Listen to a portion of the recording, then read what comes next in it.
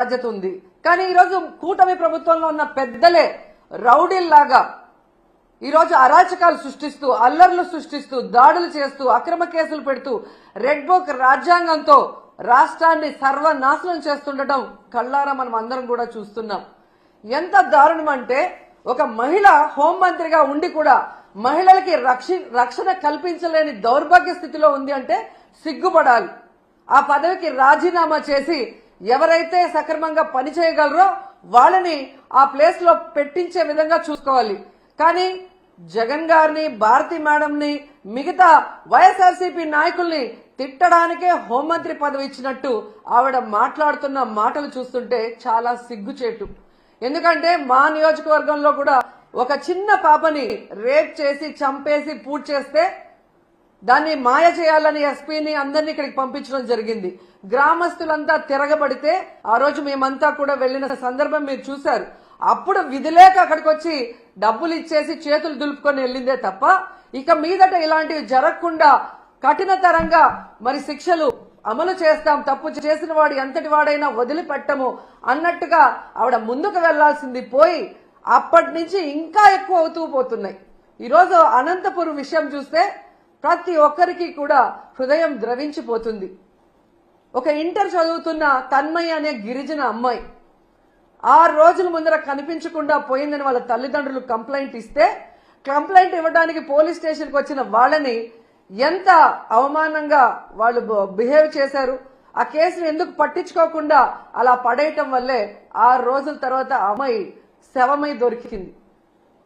అలాగే మీరు చూస్తే పరిటాల సునీత గారి ఒక మహిళ, ఆవిడ నియోజకవర్గంలో ఒక మైనర్ బాలికని 14 మంది తెలుగుదేశం పార్టీ వాళ్ళు కంటిన్యూస్ గా రేప్ చేసుకుంటూ ఉంటే సాక్షి టీవీ, సాక్షి ఛానల్ దాన్ని బయట పెట్టింది. వాళ్ళని అరెస్ట్ చేయకుండా ఈరోజు ఆ కుటుంబం మొత్తం ఆ ఊరు వదిలేసి వెళ్లే పరిస్థితి ఏర్పడింది.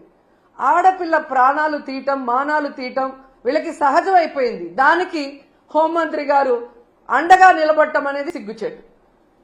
ఇవన్నీ జరుగుతుంటే ఎక్కడ తమ తప్పులు బయటపడతాయో అని ఈరోజు వాళ్ళు చేస్తున్న డైవర్షన్ పాలిటిక్స్ మనం ఒకసారి గమనించాలి. ఎందుకంటే ఇదే పవన్ కళ్యాణ్ గారు అధికారంలో రావటానికి ముందు మహిళలకి నేను అండగా ఉంటాను, మహిళలకి ఇబ్బందికరమైన ఏవి చేసినా ప్రభుత్వాన్ని నిలదీస్తాను, తప్పు చేసిన వారిని శిక్షిస్తానని మాట్లాడిన పవన్ కళ్యాణ్ గారు ఈ రాష్ట్రంలో ఎక్కడ మహిళలకు అన్యాయం జరిగినా ఈ రోజుటి వరకు నోరు తెరవలేదు. తప్పు చేసిన వాడిని శిక్షించమని ప్రభుత్వం మీద ఒత్తిడి తీసుకురాలేదు. అది అనంతపురం అయినా, పిఠాపురం అయినా, తిరుపతి అయినా, అమరావతి అయినా, ఎక్కడ ఏ మహిళకు అన్యాయం జరిగినా ఆయన పట్టించుకోకపోవడం రాష్ట్రంలో ఉన్న మహిళలందరూ కూడా గమనించాలని ఈ సందర్భంగా తెలియజేసుకుంటున్నాను. హోంమంత్రి గారుగా తన అధికారాన్ని ఉపయోగించి ఆడవాళ్ళని కాపాడాల్సిన అనిత గారేమో నా దగ్గర లాఠీ ఉందా, నా భుజాన గన్నుందా, నేనేం చేయగలను అని మాట్లాడిన గొప్ప వ్యక్తి. అలాంటప్పుడు మీకు చేత కాకపోతే మీరు ఫెయిల్యూర్ హోంమంత్రి అని తెలిసినప్పుడు ఎందుకు పక్కకి తప్పుకోవటం లేదు? ఈరోజు డైవర్షన్ పాలిటిక్స్ లో రెడ్ బుక్ రాజ్యాంగం అంటూ పోలీసుల్ని కేవలం వైఎస్ఆర్ కాంగ్రెస్ పార్టీలో ఉన్న నాయకులకి, సింపథైజర్స్ కి తప్పుడు కేసులు పెట్టి వాళ్ళని అరెస్ట్ చేయించి వాళ్ళ జీవితాలు నాశనం చేయడానికే ఉపయోగిస్తున్నారు కదా. నిన్నైతే మరీ ఘోరమైన విషయం. అసలు ఇది రెడ్ బుక్ రాజ్యాంగానికి పరాకాష్ట.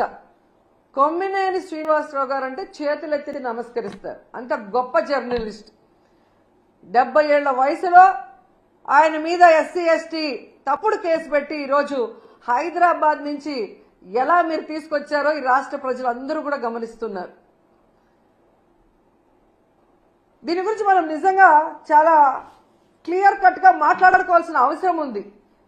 ఆంధ్రప్రదేశ్లో ఈరోజు ఎవ్రీ మార్నింగ్ అన్ని పేపర్లో ఉన్న హెడ్లైన్స్ ని డిస్కస్ చేసే క్రమంలో అమరావతిలో ఏ విధంగా రైతుల దగ్గర ఇప్పటికే 50,000 ఎకరాలు లాక్కొని వాళ్ళకి ఇంతవరకు ఏం చేయకుండా ఇంకా 50,000 ఎకరాలు దోచుకొని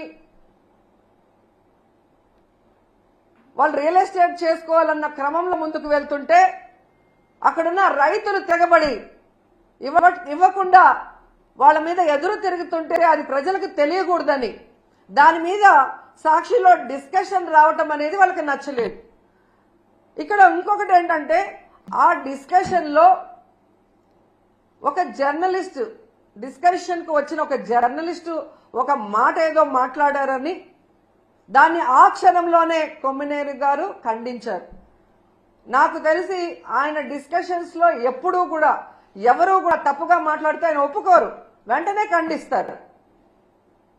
అలాంటి గొప్ప వ్యక్తిని ఈరోజు ఎవరో మాట్లాడిన దానికి తన తప్పు చేయకపోయినా క్షమాపణ కోరిన కొమ్మినేని శ్రీనివాస్ గారిని అరెస్ట్ చేసి సంబంధమే లేకుండా ఎస్సీ ఎస్టీ కేసు పెట్టి ఈరోజు జగన్ గారు భారతమ్మ క్షమాపణ చెప్పాలి అని చంద్రబాబు నాయుడు, లోకేష్, హోంమంత్రి అనిత గారు డిమాండ్ చేయడం చూస్తుంటే ఈ రాష్ట్ర ప్రజలకి నవ్వాలా ఏడవాలా అర్థం కాలేదు.